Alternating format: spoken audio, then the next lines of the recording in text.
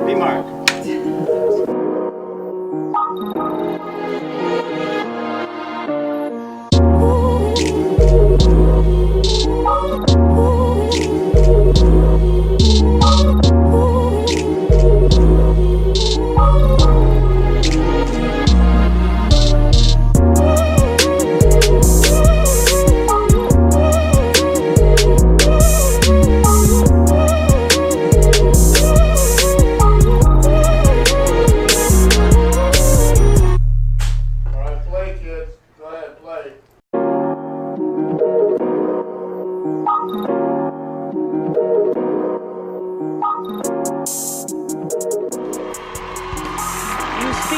About being the outsider. What was that like for you during that time, being the only black man on the majority of the sets, being the only black man carrying that and all that that meant? I thought it unfair.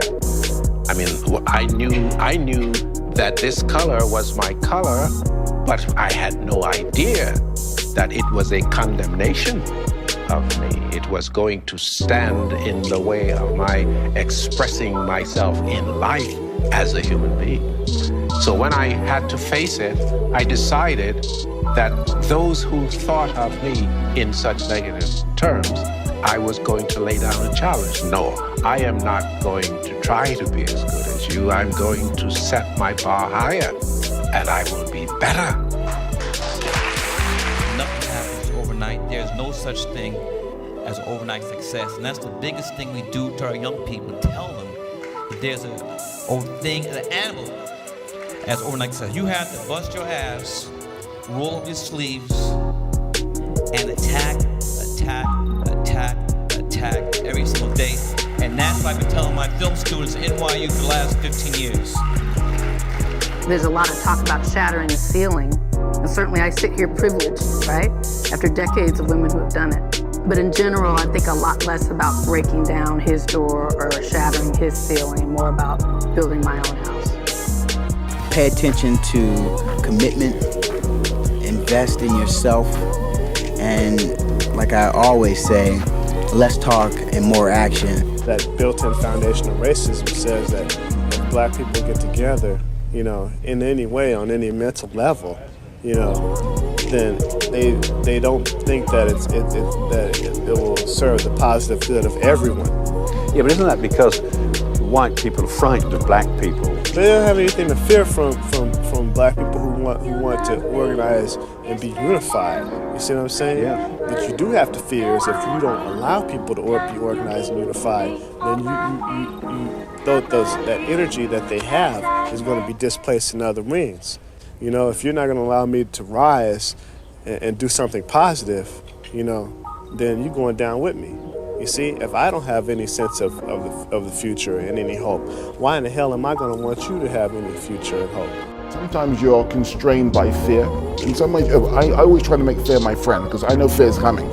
So like, hey, hi fear, how are you doing? You know, I get familiar with it. You know, therefore, you know, you just bring it on. Come on, hi fear, how are you? Do you feel like we're in a special or important moment right now in terms of black filmmaking or you know, black directors, black auteurs being able to have more control and being able to put forth ideas and images that are unique to our community or our experience? I think we are, but there's two sides of that. One, I think the fact that we're seeing this work right now means we probably were in that moment a few years ago. You know, I started this project 3 years ago with my partners, Plan B, A24, and so it's great to have the spotlight on diversity in film right now, but the actual work was done before anybody was talking about these things, you know, with the people who decided to support this project and, you know, people like Ryan who made Fruitvale of his own will, you know, and Ava with Middle of Nowhere. And so I think we're seeing the fruits of that, you know, but there are so many people who aren't being celebrated, who aren't, you know, in the public eye, you know, who helped, you know, bring all these things to fruition. I think also too, you know, filmmaking, I grew up very, very poor. And there was a time when you could only make films, you know, on film with this very big equipment, you know, for a certain amount of money. And I think now the democratization of the process is bringing some of those tools further and further away from the power structures.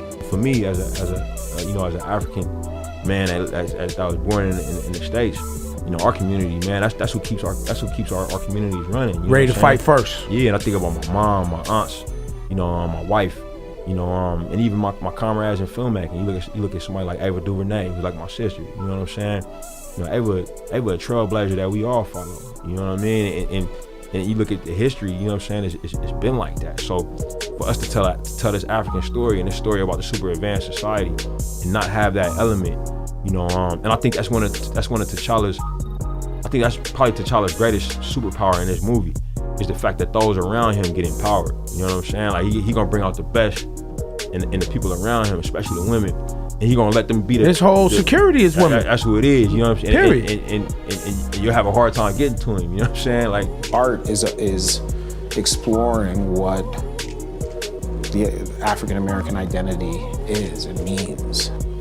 You know, not having my father around to guide me in what that means, I think left me with a lot to question and explore. You have to really want it. You have to want it so badly that you must do it.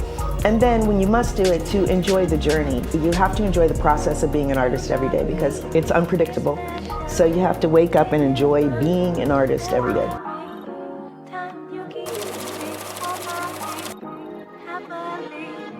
Excited.